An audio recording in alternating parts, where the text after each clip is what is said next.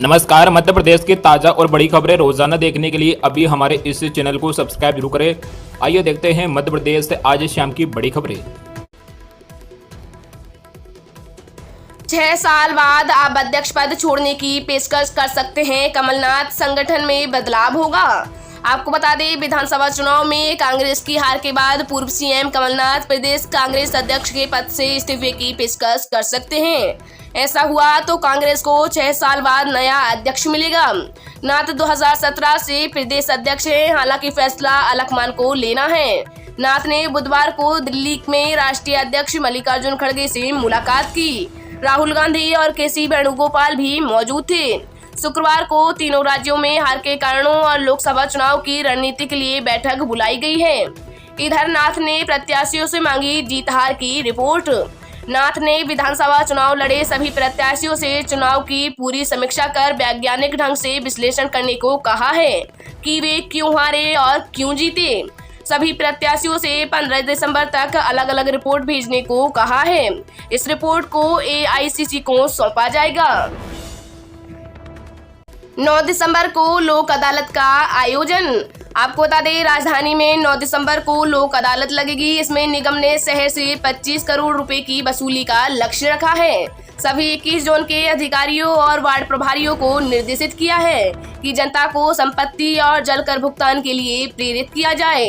निगम आयुक्त ने अधिकारियों से कहा कि राजस्व वसूली, लीज नवीनीकरण, नामांतरण, किराया वसूली से संबंधित सभी बकायादारों की लिस्ट तैयार कर उनके घर बिल देकर आए। संपत्ति कर की राशि 50,000 तक 100%, 50,000 से 1 लाख तक 50% और 1 लाख से अधिक होने पर 25% की छूट दी जाएगी। बकाया जलकर व उपभोक्ता प्रभार में 10,000 तक 100% एवं 10 से 50,000 तक 75% और 50,000 से अधिक होने पर 50% की छूट दी जाएगी। मध्य प्रदेश सहित राजस्थान और छत्तीसगढ़ में भी नए चेहरों से चौंका सकती है भाजपा। सीएम के लिए नए चेहरों की भी तलाश। आपको बता दें, दिल्ली में केंद्रीय कृषि मंत्री नरेंद्र सिंह तोमर, खाद्य राज्य मंत्री प्रहलाद पटेल समेत सांसद राकेश सिंह, रिति पाठक और राव उदय प्रताप सिंह ने बुधवार को सांसदी से इस्तीफा दे दिया। तोमर, पटेल और रेणुका मंत्रिमंडल से भी इस्तीफा देंगे।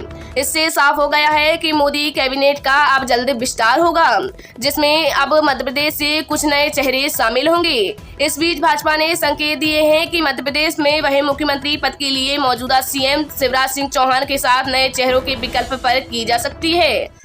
पार्टी के शीर्ष नेताओं की बैठक के बाद इन अटकलों को बल मिला है। राजस्थान और छत्तीसगढ़ में भी यही फार्मूला अपनाया जा सकता है। हालांकि इस पर पार्टी के वरिष्ठ नेताओं ने कोई टिप्पणी नहीं की। इधर मध्य प्रदेश में सीएम पद की रेस में शामिल तोमर, प्रहलाद पटेल, ज्योतिरादित्य सिंधिया और राकेश सिंह के साथ राष्ट्रीय महासचिव कैलाश विजयवर्गीय की संभावना बढ़ गई है।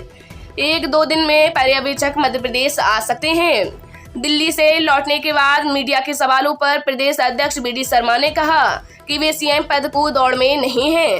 हालांकि बुधवार देर शाम वे दिल्ली फिर रवाना हो गए। इधर गुरुवार को संसदीय दल की बैठक भी होनी है।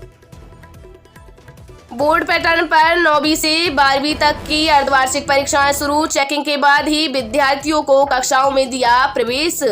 आपको बता दें, बोर्ड की तर्ज पर सरकारी स्कूलों में बुधवार से कक्षा 9वीं से 12वीं तक की अर्धवार्षिक परीक्षाएं शुरू हो गईं। पहले दिन 9वीं 10वीं का अंग्रेजी और 11वीं 12वीं कक्षा का भौतिक विज्ञान और अर्थशास्त्र का पेपर था। कक्षाओं में चेकिंग के बाद विद्यार्थियों को प्रवेश दिया गया। 9वीं 10वीं की परीक्षा 15 दिसंबर तक सुबह 9 से दोपहर 12 बजे तक और 11वीं 12वीं की परीक्षा 16 दिसंबर तक दोपहर 2 से 5 बजे तक होंगी। इन्हीं तारीखों के बीच प्राचार्य अपनी सुविधा अनुसार प्रायोगिक परीक्षाएं आयोजित करा सकेंगे। 5% अंक वार्षिक परीक्षा में जोड़े जाएंगे। बिहार में बीएड पास 22,000 शिक्षकों को हाई कोर्ट से झटका। कहा, कक्षा 1 से 5 के लिए ये योग्य नहीं। आपको बता दें, बिहार में बीएड पास शिक्षकों को पटना हाई कोर्ट से बड़ा झटका लगा है। हाई कोर्ट ने राज्य में नियुक्त बीएड पास शिक्षकों को कहा 1 से 5 के लिए योग्य नहीं माना है। कोर्ट ने यह भी कहा है कि इस आधार पर की गई नियुक्तियों पर सरकार को दोबारा काम करना होगा। कोर्ट के इस फैसले से राज्य के लगभग 22,000 से अधिक शिक्षकों की नौकरी पर संकट उत्पन्न हो गया है। बुधवार को मुख्य न्यायाधीश के विनोद चंद्रन तथा न्यायमूर्ति राजीव राय की खंडपीठ ने बुधवार को ललन कुमार यादव तथा अन्य मामले में फैसला सुनाया।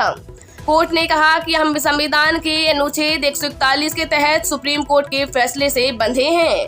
राज्य सरकार को भी इसका पालन करना होगा। सुप्रीम कोर्ट इस मामले में पहले ही अपना फैसला सुना चुकी है। कौन बनेगा मुख्यमंत्री की चिंता छोड़ लोक चुनाव की तैयारी में जुट गए शिवराज।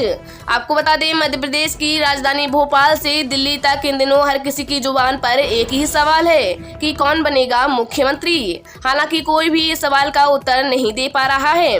कई दावेदार अपनी संभावनाओं को तलाशते हुए दिल्ली में परिक्रमा में व्यस्त हैं, लेकिन मुख्यमंत्री शिवराज सिंह चौहान निश्चिंत होकर नए लक्ष्य लोकसभा के लिए जुट गए हैं। इसके लिए बुधवार को शिवराज कमलनाथ के गढ़ छिंदवाड़ा में पहुंच गए।